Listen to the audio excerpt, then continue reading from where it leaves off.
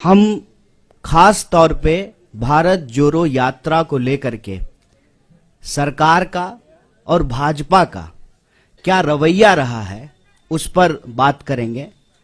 मैं सबसे पहले आपको ये कहना चाहता हूं कि आप सब लोगों ने देखा है शुरू से ही, जब से इस यात्रा का अनाउंसमेंट हुआ है, जब से इस यात्रा की घोषणा हुई है, खास करके भाजपा ने इस यात्रा पर चौतरफा हमला करना शुरू कर दिया। इसके अलग अलग बिंदु हैं। सबसे पहला हमला यह बोल करके किया गया कि भारत तो जुड़ा हुआ है, क्या जोड़ने के लिए निकले हैं। भारत जो है दुनिया की सबसे बड़ी अर्थव्यवस्था बन चुका है। मोदी जी के नेतृत्व में हम लोग जो है दोबारा विश्व गुरु बन चुके हैं। भारत लगातार जो है विकास कर रहा है। तो ऐसी कौन सी जरूरत आन पड़ी है कि आपको भारत जोड़ने की जरूरत है। आप लोगों ने यह सवाल कहीं ना कहीं सुना होगा, देखा होगा, आपके व्हाट्सएप पे आया होगा, आपने जो है अपने टीवी चैनल पे जो है बीजेपी जब बोलती है इसको तो इसको चलाया होगा। और चर्चाओं में भी भाजपा के लोग बार बार ये बोलना शुरू किए कि भारत तो जुड़ा हुआ है, तो क्या जोड़ने के लिए निकले हैं, इसकी जरूरत क्या है। तो मैं एक काउंटर सवाल आज उनका जो ये हमला था उसका करना चाहता हूं कि भारत जब जुड़ा हुआ है और भारत जोड़ो यात्रा की कोई प्रासंगिकता ही नहीं है आपके नजर में, तो आप इसकी चर्चा क्यों कर रहे हैं। हेल्थ मिनिस्टर इतना इंपॉर्टेंट पोस्ट होता है, उनको क्या जरूरत है इंक बर्बाद करने की, पेपर बर्बाद करने की, भारत जोड़ो यात्रा को लेकर के लेटर लिखने की। जिसकी जरूरत ही नहीं है उनके नजर में, उसकी चर्चा वो क्यों कर रहे हैं। पहला प्रश्न उनसे पूछा जाना चाहिए। हम ये समझते हैं कि देश जुड़ा हुआ है जमीनी तौर पर, भौगोलिक तौर पर, देश जुड़ा रहे भावनात्मक तौर पर भी, क्योंकि देश हमेशा देश के लोगों से बनता है। लोगों को हटा करके कोई देश नहीं होता है। देश के लिए लोग भी जरूरी होते हैं, जमीन भी जरूरी होती है, और देश की संप्रभुता, उसकी आजादी भी जरूरी होती है। हमारे पास संप्रभुता है और उसी संप्रभुता के आधार पर जो है हम अपनी सीमाओं को लेकर के, सुरक्षा को लेकर के सरकार से सवाल पूछते हैं कि हमारी संप्रभुता अक्षुण्ण रहे। देश हमारा जमीन से जुड़ा हुआ है, लेकिन देश के लोग भी जुड़े रहे ना। जब इस देश के लोगों को उनके पहचान के आधार पर बांटा जाता है, उनके अंदर भेदभाव पैदा किया जाता है, एक के खिलाफ जब दूसरे को खड़ा किया जाता है, तो देशवासियों को आपस में तोड़ने की कोशिश की जाती है। और देश अगर भावनात्मक रूप से नहीं जुड़ा रहेगा तो आप जमीन से भी बहुत देर तक जोड़ के नहीं रख पाएंगे। इसीलिए देशवासियों को आपस में जोड़ना जरूरी है। और पहले दिन से हमने कहा कि यह यात्रा दिलों को जोड़ने की यात्रा है। हम चाहते हैं कि देश में मोहब्बत हो। यह जो नफरत की बयार लगातार बह रही है, इस नफरत को हराया जाए, क्योंकि अगर नफरत का माहौल रहेगा तो देश के भीतर जो बुनियादी सवाल हैं, रोजी रोटी, कपड़ा, मकान, शिक्षा, स्वास्थ्य, सड़क, बिजली, पानी, ये मुद्दे गायब हो जाएंगे राजनीति के विमर्श से। हमारी मंशा बिल्कुल साफ थी।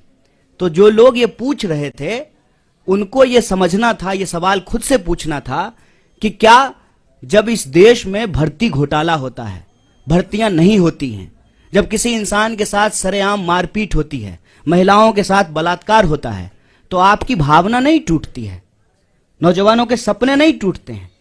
उसी भावनाओं को जोड़ने के लिए, उसी सपने को जोड़ने के लिए यात्रा है। तो पहला हमला उन्होंने ये किया कि भारत जोड़ो यात्रा की जरूरत क्या है।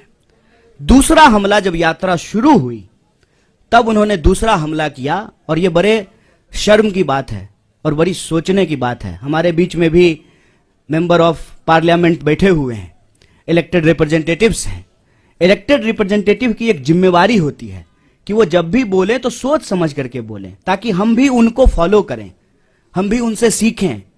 और मैं तो कहता हूं कि आज अगर नेताओं की बात पे भरोसा करके कोई स्टूडेंट उसको सच मान ले और परीक्षा में वही लिख दे तो वो फेल हो जाएगा, क्योंकि वो इतना झूठ बोलते हैं, इतना गलत बोलते हैं। आप याद कीजिए, दूसरा हमला हुआ जिस दिन यात्रा शुरू हुई, देश के मंत्री के द्वारा, चुने हुए रिप्रेजेंटेटिव के द्वारा झूठ बोला गया कि राहुल जी जो है विवेकानंद जी की मूर्ति पे नहीं गए थे। तो दूसरा हमला उन्होंने किया कि यात्रा जब शुरू हो गई है तो उसको बदनाम करने का। और यहीं पे यह बात रुकी नहीं, फिर बात आ गई जूते पर, फिर बात आ गई फीते पर, फिर बात आ गई टी शर्ट पर, फिर बात आ गई दाढ़ी पर, फिर बात आ गई महिलाओं पर। और यहां पर भी वो रुके नहीं, माने नहीं, हर दिन कुछ ना कुछ निकालना शुरू किए। और जब हकीकत में कुछ नहीं मिला तो जो उनका तीसरा हमला था, जो उनका डर्टी ट्रिक डिपार्टमेंट जो करता है कि किसी का सर किसी के जो है सर के ऊपर लगा दो, किसी का आवाज कहीं पे चिपका दो, यात्रा को लेकर के नकली वीडियो बनाना शुरू किए। यात्रा जब आगे चली जाती है तो पीछे सड़क खाली ही होगी, यात्रा आगे बढ़ गई है तो उस खाली सड़क का वीडियो बना करके दिखाते हैं, कोई है ही नहीं। अरे भाई, जब कोई है ही नहीं, कोई लोग यात्रा में आ ही नहीं रहा है, तो क्यों आपको अभी जो है प्रोटोकॉल की याद पड़ी है? कोरोना प्रोटोकॉल की जरूरत क्यों है?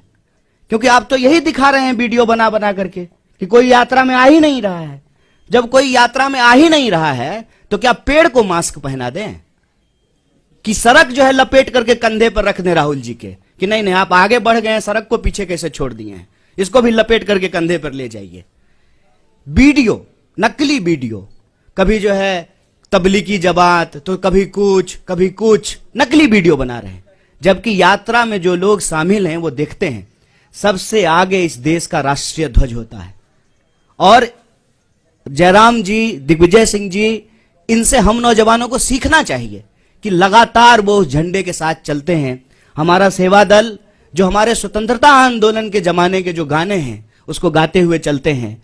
पीछे जो है हमारा एक बैंड पार्टी होता है जो म्यूजिकली जो है देशभक्ति गानों को बजाता है और उसके पीछे जो है वो राहुल जी चलते हैं। तब जो है इस यात्रा के ऊपर जो है देशद्रोह जैसे कालिख लगाने की कोशिश करना, गलत वीडियो बना करके इसको बदनाम करना, ये इनका तीसरा हमला है। और चौथा हमला आप सब लोगों ने देखा होगा कि राहुल जी गुरुद्वारा जाते हैं तब भाजपा ठीक रहती है, राहुल जी जब चर्च जाते हैं तब भी बीजेपी को कोई दिक्कत नहीं है, राहुल जी जब मजार पे जाएं, मस्जिद पे जाएं तब भी भाजपा को कोई प्रॉब्लम नहीं है। मंदिर में जाते ही ऐसा लगता है जैसे भाजपा वालों को कोई जमाल गोटा खिला दिया हो, अचानक से दस्त होना शुरू हो जाता है। क्या प्रॉब्लम है आपको? इस देश का नागरिक, इस देश का व्यक्ति, इस देश के किसी भी धार्मिक संस्थान पर जाने के लिए स्वतंत्र है।